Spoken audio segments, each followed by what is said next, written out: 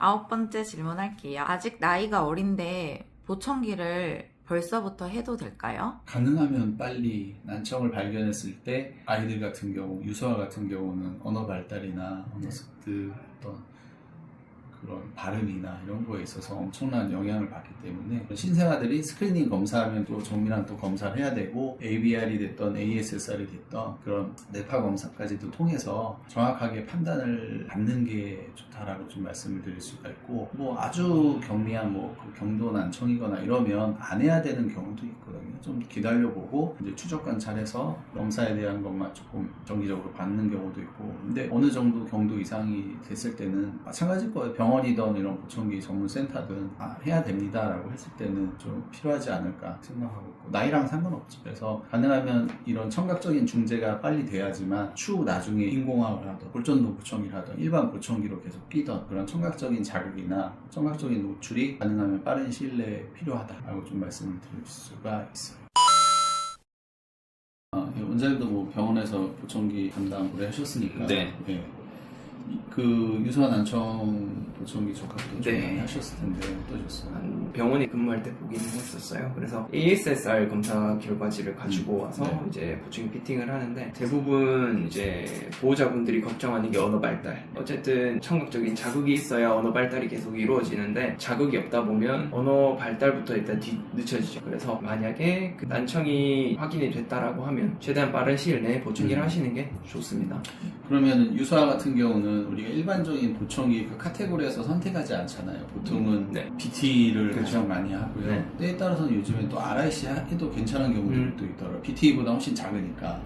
예. 그래서 그 청력이 예를 들어서 뭐 100dB 안 넘어가거나 네. 한 7, 80이면 RIC나 RIC에다 몰딩을 하던, 네. 예. 애기들이니까 좀 이렇게 작잖아요. 네. 그랬을 때 RIC는 좀 작으니까 네, 네. 예, 그런 부분에 있어서 좀 더 좋아하시는 것 같고, 근데 출력이 많이 필요할 경우는 당연히 BT로 가는 게. 사실 저는 BT로만 해봤었거든요. 근데 RIC로 하면 좀 장점일 수도 있다라는 생각이 드는 게, BT를 했을 때는 사실 몰드를 네. 거의 뭐 3개월에 한 번? 맞아요.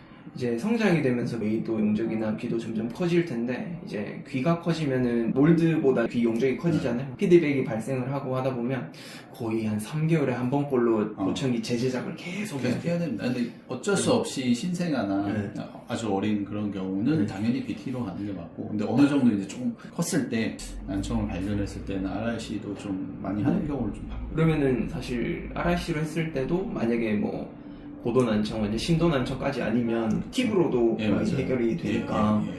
그러면 그 부분에서도 확실히 조금 더 좋을 수 있겠다는 생각이 들긴 하거든요. 1번 BT를 고려하고 그렇죠. 2번 RIC 네. 정도 생각하면 된다라고 말씀 주시면 좋을 것 같아요. 네. 네, 마지막 질문으로 마지막. 가장 최근에 네. 인기 있는 제품은 어떤 게 있을까요? 잠실센터 먼저 말씀해 주세요. 인기 있다라기보다는 구매를 하셨는데 만족도가 되게 높았던 제품.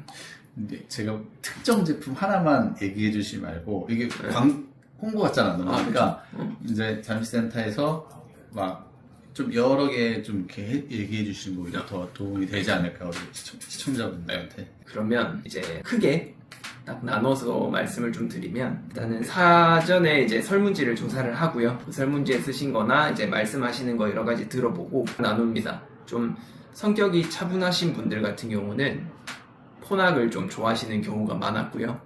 그리고 조금 시원시원하고 까랑까랑하게 듣는 걸 좋아하시는 분들은 오티콘을 좋아하시는 경우가 많았고, 그리고 최근에 좀 이명 때문에 좀 고생하시는 분이 계신데, 그 이명을 또 고생하시는 분한테는 두 가지 제품 다 제치고 와이덱스로 하는 편이에요. 왜요?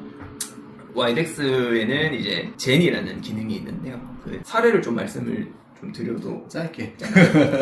이렇게 말씀드리면, 이명이 너무 극심해서 새벽에 운전하러 나가시고 다시 들어와서 주무시는데 잠 못 주무시는 하시는 분이 계신데, 정신과도 다니시고 병원도 다니시는데 보청기 끼시고 뭐 이틀 텀으로 나타났다가 점점 좀 호전되는 상황이 보여지고 있어요. 그래서 그렇게 이제 이명 있으신 분들은 와이덱스를 제가 많이 보내드리고 있는 편입니다. 그래서 포낙, 오티콘, 와이덱스, 나머지 뭐 시그니아, 스타키, 벨톤도 보내드리기는 합니다.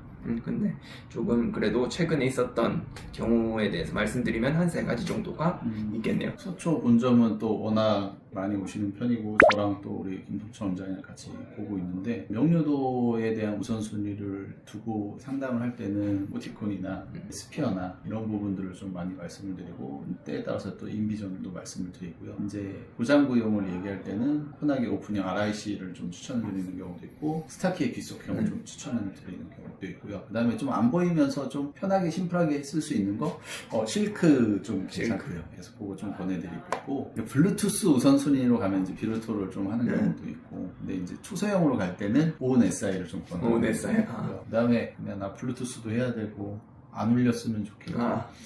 귀에도 넣어야 되고 귀에 끝판왕. 거는 거 싫고 그냥 끝판왕으로 해주세요. 좀 그러면은 인공지능 들어갔으면 좋겠고 말소리 명료도 당연히 줘야 되고 이런 경우는 오티콘에 현재 최신으로 나와 있는 질을 좀 제일 많이 권해드리는 편이고요. 그래서 질이랑 그 시그니아 실크를 많이 비교해서 좀 이렇게 설명을 드리고 있어요. 그런 부분들이 요즘에 올 봄에 가장 상담을 많이 드리고 있습니다. 궁금증이 좀 해결되셨나요, 대리님? 네, 완전 해결됐습니다. 저희 퇴근해도 되나요? 네, 저도 빨리 가보겠습니다. 고생 많으셨습니다. 네, 고생하셨습니다.